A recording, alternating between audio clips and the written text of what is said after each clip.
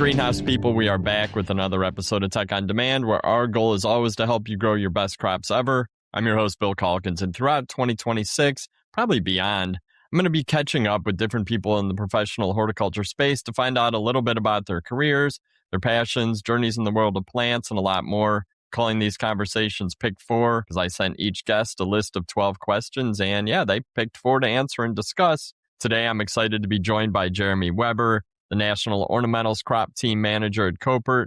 He's a past guest on the podcast, and we're actually recording another one at Cultivate in about a month. Jeremy's a frequent contributor to Grower Talks and our special supplements, usually covers topics related to biological IPM, biocontrols, crop health. But this time we get to just chat about life and careers based on the 4 questions he's selected and whatever else comes up. I'm really excited to get into it because my guest is a great storyteller. Jeremy, welcome to the podcast. Hey, Bill. Thanks for having me. So before we get started, can you tell the listeners a bit about your role and maybe what a day in the life of a bio IPM team captain looks like in this day and age as more growers look to biosolutions and holistic approaches to optimizing plant health? And we've been talking for 20 minutes before we hit record, so I know I know a little bit about what a day in the life looks like, and it's probably never the same, but tell me a little bit about your role. Yeah, that's the key part for me is it's never the same. And that's based on the psych profile I got from Koppert when I started. I am hardwired to require something new and different every day. And that's why I was getting real stressed out in greenhouses, changing fertility mixes too often and kind of being a mediocre grower.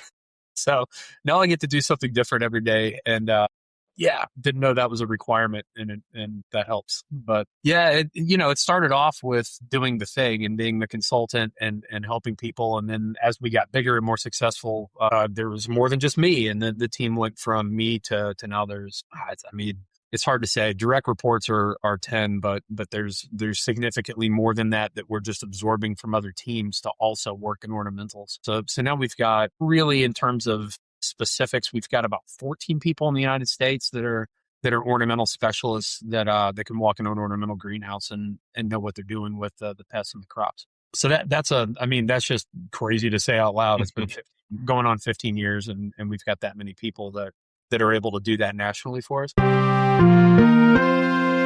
This episode of Tech on Demand is brought to you by Prospient, delivering world-class greenhouse structures and systems. From innovative design and architecture to site development and project budgeting, the Prospient team provides the expertise to bring your vision to life. With local manufacturing across the U.S. and Canada, Prospient offers the scale and supply chain reliability you can trust, making them one of North America's largest manufacturers of commercial greenhouses. Prospient, leaders in greenhouse design, manufacture, and build. Learn more and connect with the expert team at prospient.com.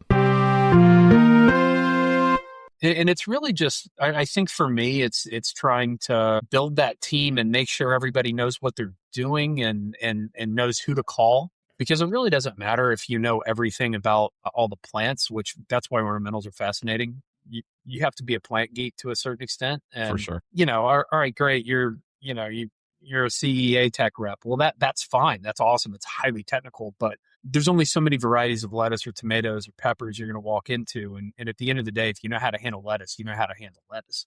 But if you walk into an ornamental greenhouse, minimum 400 varieties or something, at least. Yeah.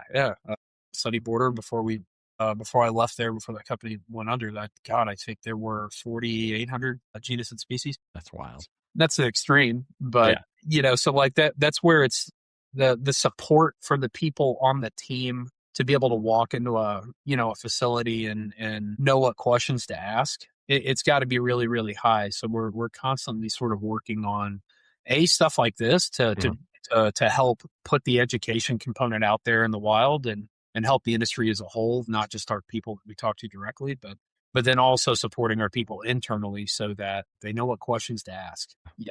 It's not about walking into a place and like expounding. Yeah, whatever. We're bug nerds. We know about the bugs. That's really the easy part. It's knowing what you're looking at and knowing how to ask questions and get people to open up and want the advice in the first place. That's the art. True. That's true. So yeah, I mean, a day in the life probably never looks the same. And I'm like you. I like to have it change up. I couldn't do the same thing every single day. I have in the past. Sometimes gets boring, but I have to say, every time you and I talk, I learn a ton of new things. And the same really goes for your entire team. And you mentioned the large team that you work with. You guys really have a great group of really smart people. You guys truly care about your customers. I've learned that over the years and talking to so many of your team members. But yeah, really appreciate your time today. You ready to get into the 4 questions you picked? Yeah, I don't know how much prep work I did on all of them, but these are the four I thought made the most sense. So yeah, I can BS. We'll see. All right, let's do it. Let's do it. We'll kick it off with the classic you picked, and that is, what was your first exposure to horticulture, and how did you feel or react or respond? I mean, I think that my first exposure ever was my grandmother out behind her house showing me how to air layer azaleas. Oh wow, okay. And I was a kid. My memory isn't overly fleshed out from that time. So I was in elementary school. And yeah, that was in Prosperity, South Carolina, outside of Newberry, 2 towns you've never even heard of, but Right. out of Lake Murray, sort of in the middle. And yeah, they had an old lake house from the 40s out there, and we'd go out there for holidays, and she had plants everywhere. She had a little greenhouse. She was very, very much into that, and I was oblivious for that whole part of my life. But for being oblivious to it, I still remember it. And she would just pick up. Lake Murray has red clay and quartz rocks. It's kind of gross. Your feet would sink in, when you're going swimming, and you Oh just yeah. clay. But she'd grab one of these quartz rocks and just clear the leaves off the ground, put the branch on the ground, and come back next year, snip the thing off, and move it, plant it somewhere else. Cool. And I did that with rhododendrons in my yard this year. Oh wow. And it's just interesting when your memory is as bad as mine now, and that's part 2, by the way. But when your memory is as bad as mine now is, it's interesting, the stuff that I noticed that I do remember and the stuff that did imprint. Mhm. And, oddly enough, propagation is something that I've always loved doing. I still kind of identify myself as a propagator, even though I haven't had that job for forever, and likely never will again. Mhm. It's still, that one sticks out. I like making roots. Yeah, no, and that's actually really a cool story. I think a lot of us can trace some of our interest in this industry back to grandma or grandpa. And no, it doesn't surprise me that when you were a kid at a lake house, maybe the top thing on your mind wasn't the plants surrounding the lake house. But that's cool that you can pull that memory back up, and that it's something you're still interested in today. It's always there. And Yeah. then, God, what was it? Probably 15 years after that, I was living I was very fortunate to be able to rent a beach house off season out on Folly Beach outside of Charleston, South Carolina. And, there was we'll say this was allegedly, I found a seed in a bag of something that I had purchased, and Mhm. I germinated that on my back deck, which was extremely illegal at the time. Right. And I'm like, yeah, I can grow plants. I'll figure this out. Or I could not. That thing was dead in 2 weeks. Yeah. But it was probably the first seed that I had ever germinated in my Mhm. life Yep. deliberately. Yeah. Was like, yeah, I'm gonna get a pot. I'm gonna get some soil. I'm gonna make a plant. And God, it was probably 19. Yeah. Sure. Dreadlocks. Yep. I just been to my first fish show 8 or 9 months before that. Nice. Just dirty surfing hippie. Oh yeah. And I'm like, yeah, this is cool. So I went into a greenhouse on Folly Road, a retail garden center called Hines, and George Hines he's a Clemson alumnus, real influential guy down there, and I managed to piss that guy off within about 2 weeks, and he fired me. There you go. So was that your first greenhouse That was job? my first horticulture job. I Okay. was in and out of there in about 2 weeks, and I just, dirty hippie, smart ass, Oh, yeah. didn't jive, but there was just something about it that engaged, and Mhm. and I keep meaning to tell him, like, just go in there if he's still around. I've heard he's still kicking around, but like, I keep meaning to go in there and just take him. Like, hey Yeah. man, Oh yeah. it was terrible. Like, I literally was fired because I said pine straw the wrong way to a client. I ticked the client off, and he wouldn't complain to George. Oh my I'm saying God. 3 tractor trailer loads. Unloaded behind me, just a mountain of pine straw bales. Yeah. The guy's like, "Is this all the straw you have?" And I go, "Yes, sir. Uh, Pines." Pine straw. And he thought that was the weirdest thing he'd ever heard. And the dreadlocks didn't help. And George was like, get the hell out of here, dude. But I'm sure he'd like to know now that just having you on site, hiring you at first, then now your career in the industry, having done so many different things, he'd probably find it interesting. And hey, we all not every start is a good one, but something stuck with you. Yeah, and that was the whole thing, So I moved back to Chapin, where my parents lived, for a little bit, get my feet under me again, and started landscaping. Okay. And that was it. Did that for a couple of years. Went, oh man, I should probably go to college for this because I'm a moron. Mm-hmm. So I went to college, and one thing leads to another, and here I am. But so there was my grandmother, and then eventually just trying to grow some pot on my deck. There you go. Start. That's good. You're probably not the only one who's started in the industry.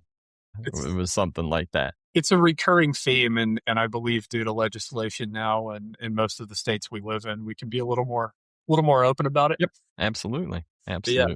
All right, let's dig a little bit deeper. Question number 2: if you had a free hour, what are we going to find you doing? If it's only an hour, then it's gardening. Okay. It's around my house. If I have more than that, then it's something aquatic. I'm either fishing or surfing, but those take more time. But that I am part fish, so I would prefer to be fishing or surfing above anything else. Definitely. I do all the rest of this stuff just so I can afford that. Exactly. But, were you a swimmer growing up, or were you just surfing? Or was that your thing? I've been not competitive swimming, but I've been self-taught since I was 18 months old. Okay. All right.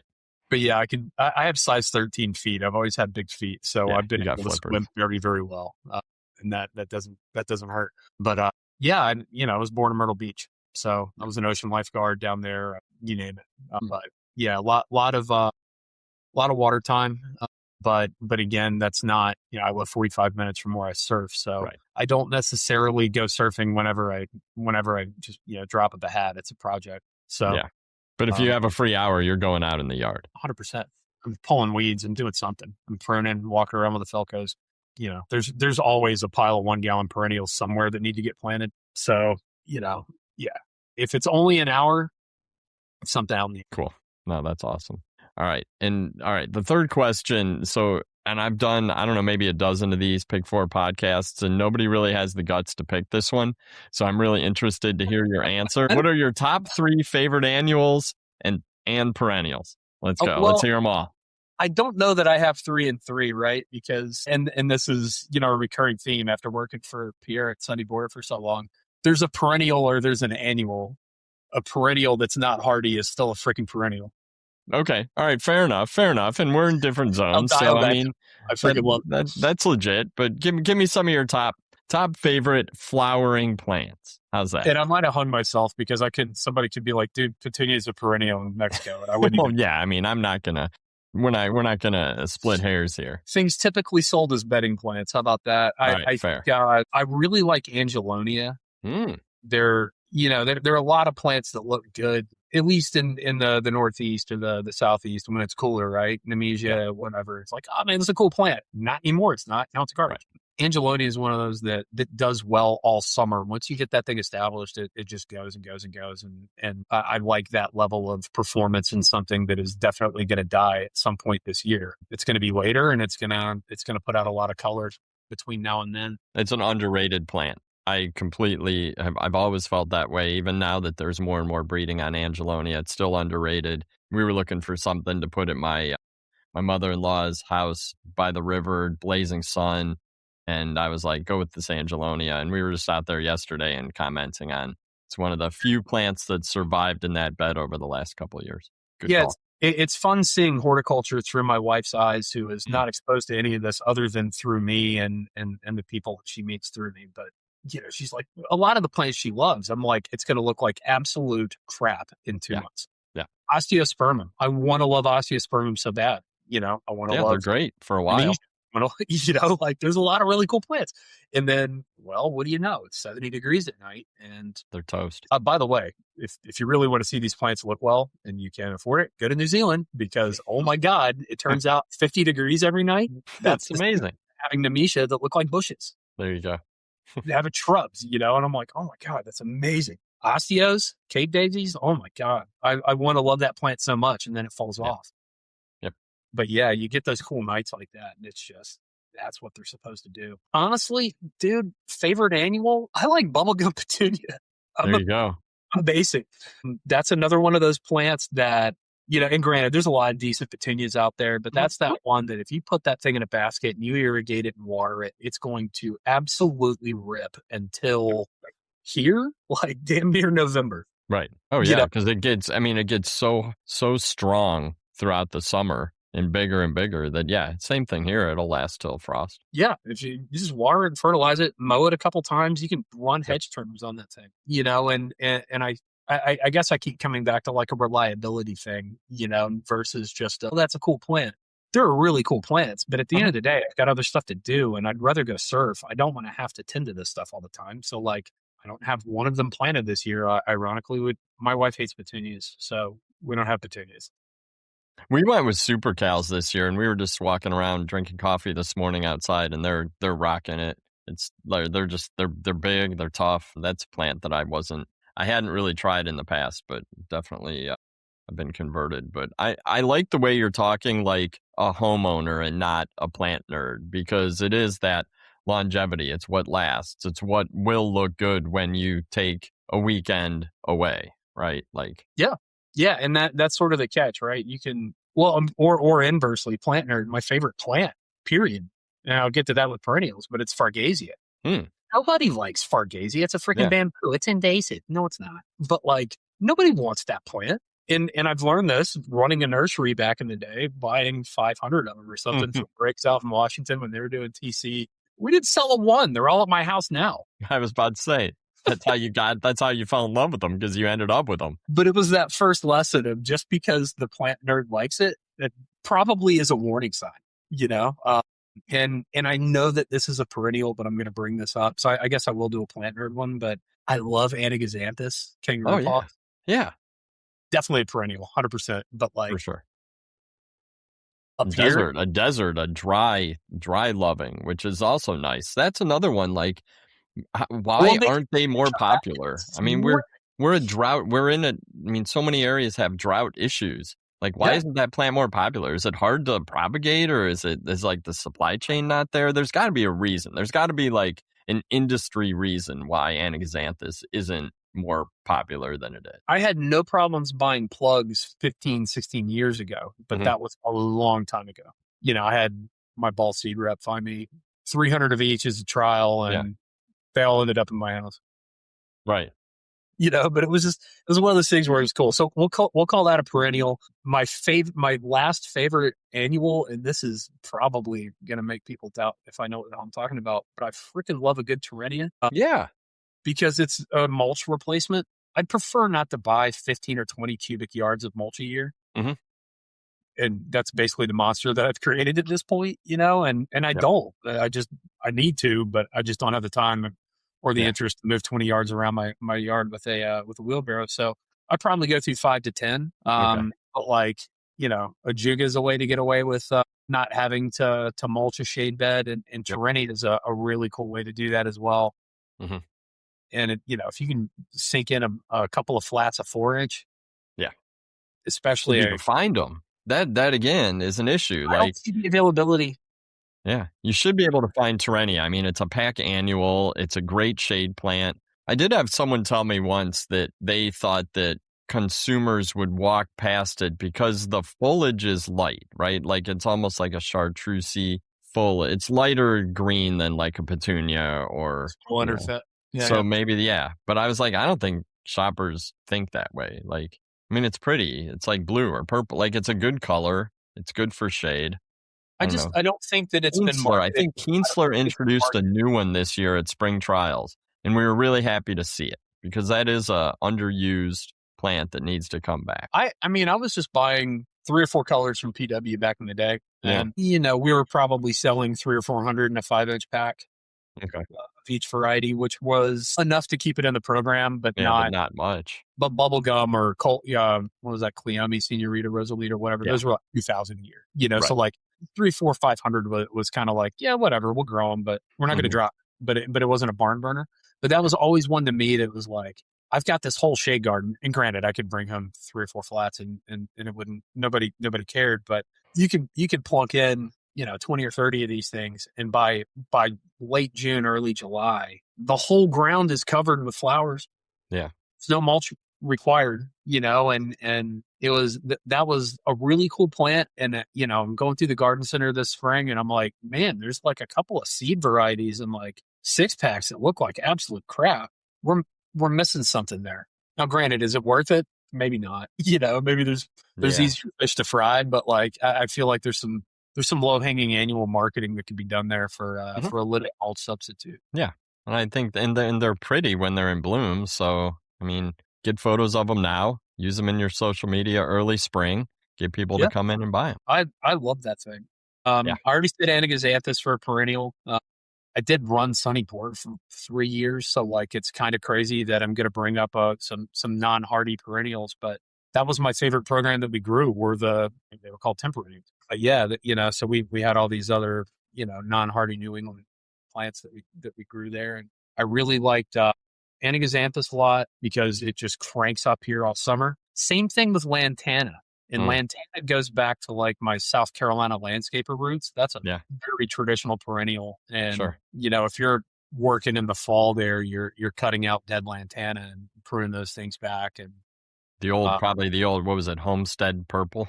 I mean, that thing was just I think it was New Gold was everywhere, Yeah. right? Homestead is verbena. That's verbena. You're right. Okay. That was all. That's semi-hardy in Charleston where I live. That's what I was thinking. I remember that was sort of from that region was a popular plant. But yeah, you're right. It was New Gold everywhere. But yeah, New Gold was. I mean, and then I get my degree. I moved to New England. I start working in greenhouses, and I'm like, there's more than just this big yellow one. Yeah. I'm like, hang on, there's a red one. I definitely didn't notice a red one. Everybody down there just plants this damn New Gold one, and it was like. But regardless, like the level of, from down there to it being this like just ubiquitous perennial that'll survive the desert, it'll definitely live in, Charleston or the middle of, anywhere in that middle zone of the southeastern states that are just hot and oppressive all summer. And then you get up here and it's like, what works the best thing in a combo planter that you want to be able to forget about for a week? Yeah. That, Bina, throw Dahlia in there, something like that, whatever. But like, those things crank. They're always on either side of my front door, which gets the craziest exposure. Yeah. And they're good pollinators too. I mean, the hummingbirds are all over mine. Yeah, hummingbirds, you name it. We got the Sphinx moths in ours, and and it's just one of those plants that is it hardy up here? No, but is it a fantastic perennial nonetheless? I'd say yeah, you get your money's worth out of it. Yeah. And then I guess for like a traditional hardy perennial, I love heuchera, man. There's a bunch. It's hard to pick one. Whenever it's whatever. I hate my favorite question period. I've got whatever I'm looking at. I'm like, well, that's my favorite right now. That might be ADD, but I think with perennials in general, I keep coming back to heuchera and foliage. I could care less about the flowers. Yeah. I love foliar colors and texture. And really, that combined with a good Hackana to me is just pure joy. That's cool. No, that's cool. Border Hackana is a great one as well, but I know I'm limited to 3, so I won't expound on. There's no rules. There's no rules in this. But yeah, like that. No, that's cool. I don't know. Flowers are cool. I guess that's how we make our money, right? But plant nerd, I like foliage. I'm a foliage. Well, and coming from Sunny Border with that range of plants, you must have you've seen them all. So it was getting there. It was a lot. There was a lot there for sure. Yeah. That was 15 years ago. I've forgotten 3/4 of it. Right. No, it's true. It's true. Do you think that, I mean, you're in a lot of greenhouses and nurseries. Is there a trend to more diversity in terms of the species or genera or less? I mean, are people narrowing down or are they continuing to have such a huge palette? I can't answer that with any level of, I don't know. I feel like it's gotten narrower. Mm-hmm. I feel like I used to see a bunch of heuchera, but the public didn't jive with them because red flag, plant nerd loves them. We probably only need 4, and purple one, a caramel one, yeah. Yeah. I mean, do I want 10? Yeah. Do we need 10? No. Right. Are there 50? Probably. At least. Yeah. Right. Go to Terra Nova. I'm sure he's got 50. probably 100. Look, he invented it. Yes, do it, man. Dan Morgan, please continue to feed the nerds, please. Yeah. But no, I feel like it's probably best to, and unless you want to run the plant nerd nursery, which, Which you need. I mean, I think you need a plant nerd nursery, certainly within driving distance of most big cities. But yes, I don't know that's sustainable if you don't have that kind of population coming to you. I don't know. And that's just me spitballing off the top of my head. I know about what I know about. And the older I get, the more I realize I'm pretty dumb. Mm-hmm. So I know about the Northeast. I know about New England and the market here. And for sure with New York is just insane. Mm-hmm. The businesses that I've walked into on Long Island that could exist nowhere else on the planet, that are able to function completely solvent with fantastic books, and everybody's happy at the end of the day with a profit. You're like, how in the hell would this work? Yeah, that doesn't work in Cleveland or Kansas or It might work in Cleveland, honestly. You've got a population there, but the population in New York is huge, and they're willing to drive out 2 hours to go pick a pumpkin for $5 million. Right. And for the That's true. and you're like, what are you charging to pick your own pumpkins out here? What the hell? And there's just, the wine. The wine's garbage, but everybody goes out from Brooklyn and buys it for $25 a bottle anyway. Like, I'm not saying it's garbage. I'm not a wine person, but I've been told by people who are that it's all crap. But they're all making money hand over fist. Right. So that there are some unique things that we're able to do horticulturally in and around the Northeast, Boston as well, just because of the population and the amount of money that people have here is also relatively good. So it's a good horticultural culture. Like, I mean, there's a plant culture, and you see the plants in the public spaces and the old universities, and I think that it's a region that has some plant history too. But you can go to Logie's up the road from where I live, and that place is insane. It's the oldest greenhouse in New England at this point, or something. It's the oldest some sort of greenhouse business. But, there's orange trees and grapefruit trees on the floor there from the 1800s, and it's just. But like, would that work in the middle of Kansas? No. It's because it's an hour and 10 minutes from Boston, and it's Martha stops by every time she goes back to her house in New Bedford from fantastic business, but it requires a lot of people, I would assume, and they kill on mail order as well. But, I think that's really like you were saying, but there's that one plant nerd nursery. And I'm sure there's a couple others, but Logie's always stands out because that place is pretty crazy. But, I don't know. I think that, it certainly helps. But I feel like it's probably gotten a little more generic, but that's just a hunch, and I'm not. Yeah. I don't know. I look at our ball seed catalog, and it's as big or bigger than it's ever been. So, it must be selling some of all that seed and some of all those cuttings. So that gives hopefully not, because I do like to see the range. But maybe it's more about knowing your market, right? Like if you're a garden center, it's knowing, do you have the ability to sell 10 different heuchera, or should you just stick to the 3? And maybe with data and just longevity that we're sophisticated enough to make those decisions now. I hope. So. It all comes back to sales and marketing skills. Do you have somebody out there in the shade house that's able to walk people through all those, or don't you? Yeah. And if you don't, the internet's going to steer them wrong every time. I use Gemini occasionally to help me with searches for. I will never use it for creative content ever. That to me is that's a line I will cross. But in terms of helping me search the internet for stuff, all right, that was a 10-minute job. Now it's 30 seconds. And half the time it does that, I feel like I'm just being mansplained to. It's just like a lot of confidence, but knows absolutely nothing about what it's talking about. That's so true. And that's, I'm sure your retail places are, I use ChatGPT and it said, this is what I need to find. Like, dude, A, nobody grows it. B, that plant's crap. And you definitely need to have somebody there that's capable of helping people navigate that. And I think that's the catch, right? Like it always comes down to having like someone there that's capable of making those recommendations. And I think that's probably where we're going to continue to face headwinds. Yep. Headwinds, but also opportunities, I think. Yeah. It's one of the things we're good at as an industry. So hopefully we still can maintain that as something we're hanging our hats on. All right. Last but not least, question number 4. What do you love most about your job? Again, I kind of hate these favorite questions. What's my favorite part? But I still get to grow. and I get to grow because my job now is all about people. It's always been about people. The bugs are they're very easy.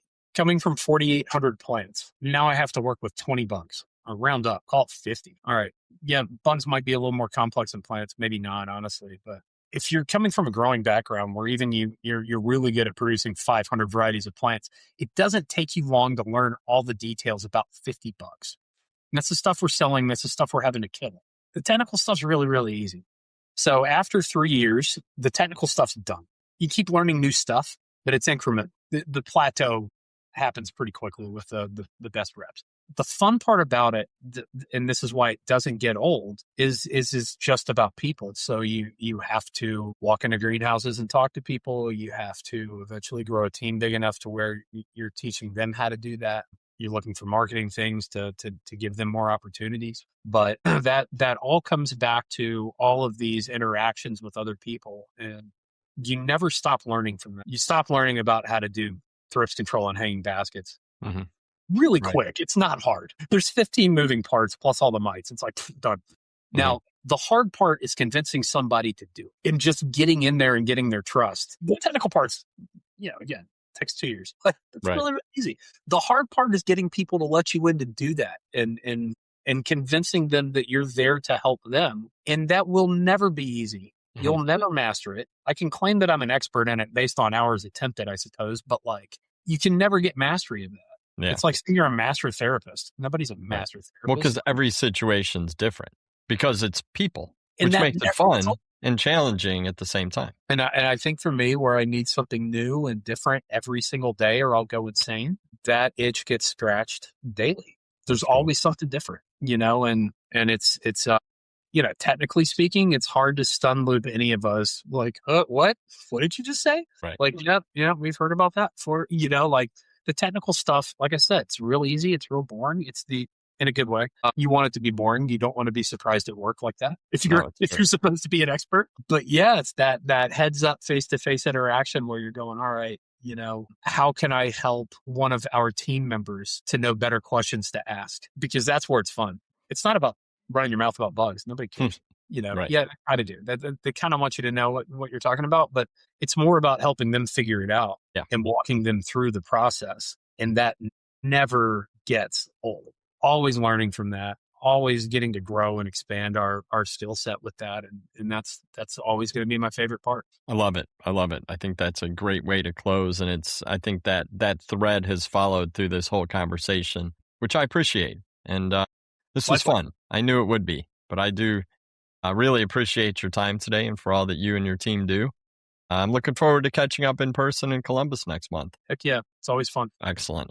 Well, I think that wraps up this episode of Tech on Demand, but I cannot close without reminding you to subscribe, share the podcast with your peers. There are more than 250 episodes in the archive covering a wide range of topics. There's really something for everyone: professional horticulture, garden center retail, landscape, CEA production, and more. And I think we hit on just about all those today. So to all the listeners, take care out there.